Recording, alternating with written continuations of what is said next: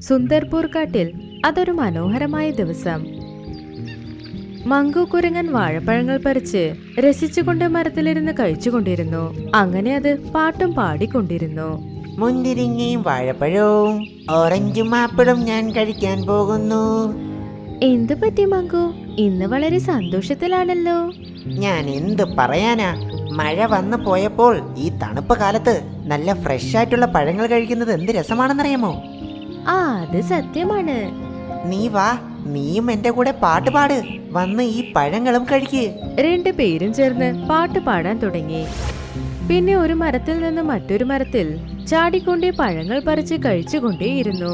മങ്കു കുരങ്ങൻ വാഴപ്പഴം കഴിച്ച് അതിന്റെ തോല് താഴെ ഇട്ടുകൊണ്ടേയിരുന്നു. അപ്പോഴാണ് അതിലൂടെ മോലു കരടി പോയിക്കൊണ്ടേയിരുന്നത്. അത് അതിന്റെ കാല വാഴപ്പഴത്തോലിൽ വെച്ചു.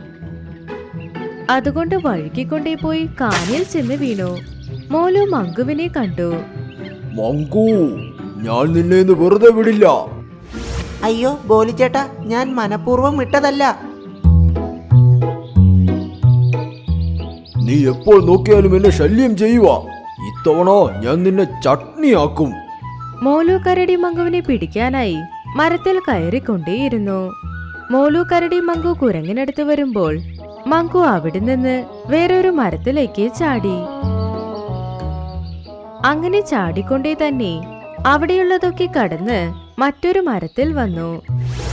മോലു കരടി മറ്റൊരു മരത്തിൽ കയറിക്കൊണ്ടിരുന്നു. വാ വാ, വന്ന് എന്നെ പിടിക്ക്.